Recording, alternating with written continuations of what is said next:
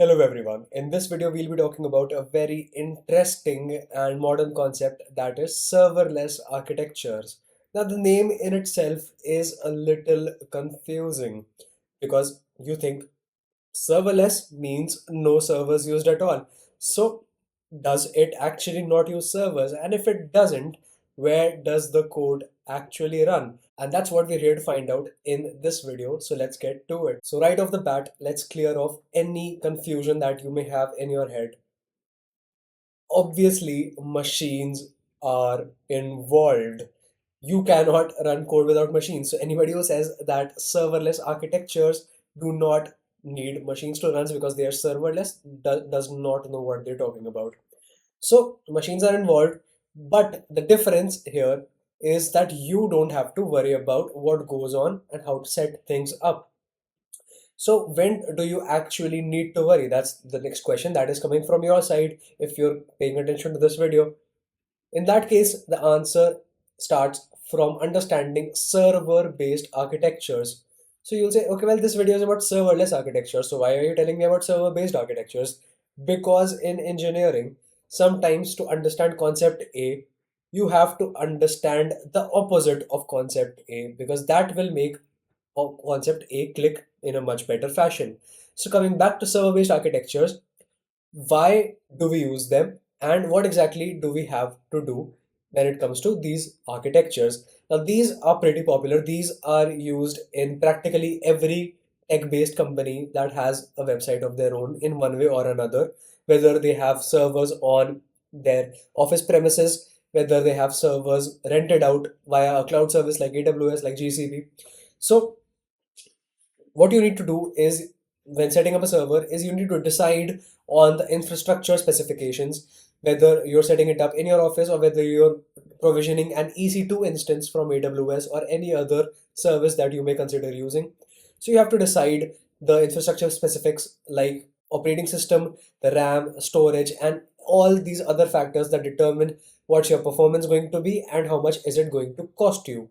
So that's that. Then after that's done, you need to install dependencies on these machines. You need to then start and expose your app to the rest of the world. Basically, you have to set up network configurations for your application. Only then can the rest of the world access it.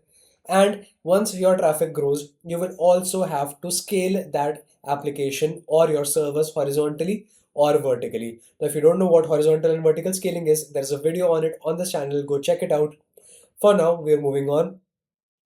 So question is, what do we actually do about this if we don't know anything about any of this? And how do we basically remove all of our problems when it comes to all of this drama? So the answer is pretty simple. You use serverless architecture. Now you'll think, okay, well, this video is about serverless architecture and we've talked everything except serverless architectures, and that's what we're about to do now. So why do we need serverless architectures and what's their actual purpose? Well, serverless architectures enable you to deploy your applications and all you need to care about is just adding your code. That's all you need to worry about. The platform that you are setting this upon, whether that's AWS, whether that's GCP, it is expected to take care of everything else from deciding the specifications to scaling. All right. So everything is managed by a provider. And what are some of the providers that are in the market? AWS's Lambda service is perhaps the most popular service in the market available for this sort of architecture.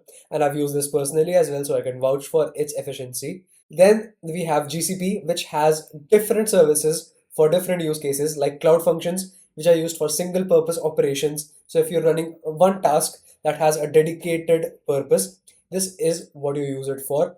Then there is Cloud Run and App Engine. This is what you use to deploy scalable applications.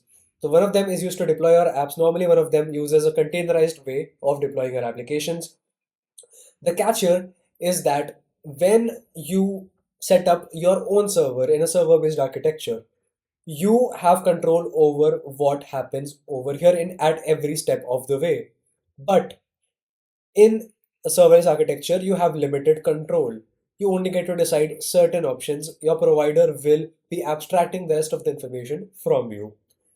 So the advantage here, which is why a lot of people go for it, well, one of them is that you don't need to know a lot of technical know-how to get started with this. You just, like I said, need to add your code.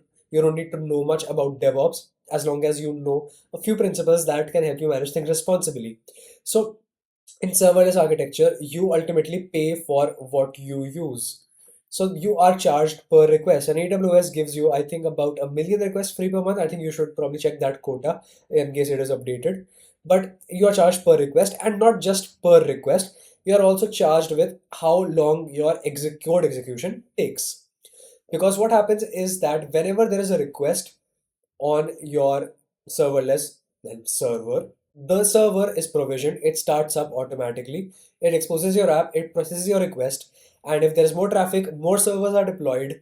But once traffic stops coming on your endpoint, the server will shut down in case there is inactivity. So if you had, let's say, four servers, four will become three, then two, then one if no traffic is encountered on your exposed endpoint.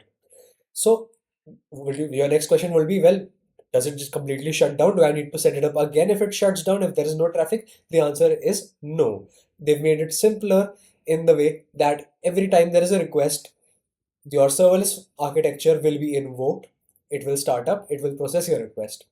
And this also implies that the execution will be quite stateless, because in a server-based architecture, your servers are naturally online 24/7 if it is deployed properly, of course. In that case, you can still maintain states on your server. You can still store things inside your code. Let's say you can download files on your server. You can download or you can store some basic information that you want to cache. But that is not the case with these architectures. Everything is stateless. Each request is different from the previous one. It is treated differently from the previous one. So that's one thing to keep in mind while deploying this. So a good question to ask at this point would be, when is serverless architecture useful? Answer is, when you want to deploy general APIs, you can use this. Of course, you can use server-based architectures as well, because that's what most of the world does. It's a pretty common practice, nothing wrong with that. But you can also use serverless for deploying general applications, especially if you are facing low traffic and you are in a prototyping stage. So you don't want to invest a lot of time and money in high-end infrastructure like Kubernetes, like Dockerizing your entire applications, like a full CI/CD pipeline. If you don't want all that, this is a good option for you, because scaling is handled in this architecture as part of the design. So that's one thing. The second is event-driven tasks. Now, I've done this personally in a lot of my production level applications, so I can vouch for its credibility and usefulness. So I've run processes that basically needed to be run in the background, which were triggered upon some action. So I've written down some examples. For example, if you upload a video to a platform, say like YouTube, there may be a lot of background processes involved. AWS Lambda or other corresponding services can help you do your background tasks as soon as a video is uploaded, like metadata processing, like converting the format of a video from, say, MP3 to MKV, or encoding the video in different resolutions. So if it was uploaded in 4K, you also want 1080p or 720p versions of that video. Serverless architectures can help you achieve that as per your scale. And another thing that can be done is adding watermarks. This is a very new and interesting feature that is used by platforms like Gemini, like Meta, and I've made a video on this as well on this very channel, so go check that out. It's a pretty interesting concept. So you can add watermarks to your videos in the background. That's one thing. And one case that I have personally also dealt with is PDF manipulations. So in one of our cases, what happened was that our main application was using Node.js at its backend, and we did not have the bandwidth to deploy a Python-based application. Why did we need a Python-based application? Because we wanted to perform some manipulations on uploaded PDF files. The manipulation needed on them, there was no library available in Node.js to achieve that particular functionality. So we had to resort to Python libraries, but we did not want to deploy Python services and then maintain them. So we went to AWS Lambda for this particular approach, and our hunch was right. It was a pretty good solution, pretty scalable, and we never really faced problems after it was deployed. Now, how do you actually define this event-driven task? we've defined events, what can happen, like video uploading, like PDF uploading. How do we actually make sure that our Lambda function, or basically a service architecture, is invoked upon such an action? So there are a lot of native integrations possible on these platforms. Like on AWS, you have actions with respect to different AWS services. So let's say I've deployed my AWS Lambda function, and I've also configured it to be triggered whenever there is a PDF file uploaded in a certain folder in a certain S3 bucket. GCP has its own corresponding native integrations. And if you don't want that, once you deploy your AWS Lambda endpoints or other such endpoints, you get a public endpoint which you can use in your application to trigger simple HTTP calls. So that's how you can consume your functions that you have deployed. But one thing that you need to know is the cold start problem. Now, this is a pretty interesting problem and a problem that is commonly found in different software architectures, but specifically got popularized in the context of serverless architectures because, as I discussed earlier, when our application is idle, when there is no traffic on it, it's essentially not in use. And so, like I said, we pay for only what we use over here. So if we pay for only what we use, if there is no traffic, we should not pay for anything, right? So to deal with that, they shut down our servers. So if we have a bit of idle time in our server count can go down all the way to zero to save on some cost. So what happens then is whenever there is another request, like I mentioned earlier, our container is instantiated in case we are applying a Dockerized strategy for our application. Then our dependencies are installed, our app is started, and only then do we start to serve requests instead of serving requests directly in a server-based architecture. So all these steps are slow. They can take at least a few seconds all the way to a few minutes depending on the nature and size of your application. That is not good, especially when you want to build performant apps that give responses in near real time.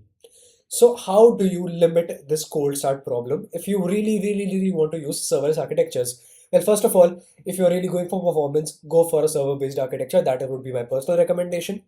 But if you want to limit this problem, you can follow an approach like pre-warming. So pre-warming basically means that some servers are available at all times to serve requests. So the server count does not go to zero in that case. But this comes at some added extra cost because some servers are still online and you are using the servers, and because you pay for what you use, you keep paying for those servers whether they're idle or not. And then you can of course also choose faster runtimes. Like Python is known to have a fast enough runtime. So you can choose a faster runtime for your serverless applications. Then if you're using Java as your backend, then Snapstart is something you should consider looking into. That can also help you reduce this problem, mitigate its effects. And lastly, you should provision sufficient memory to speed startup times. Now this is a given because if your laptop, let's say, has a 2 GB memory versus a server having an 8 GB or 16 or 24 GB memory, we know which one will start up faster, which one will start up apps faster, right? So that's the idea behind this particular concept, that is serverless architecture. And that's it for this video. I will see you in the next one where we discuss more interesting system design concepts. Thank you and follow for more.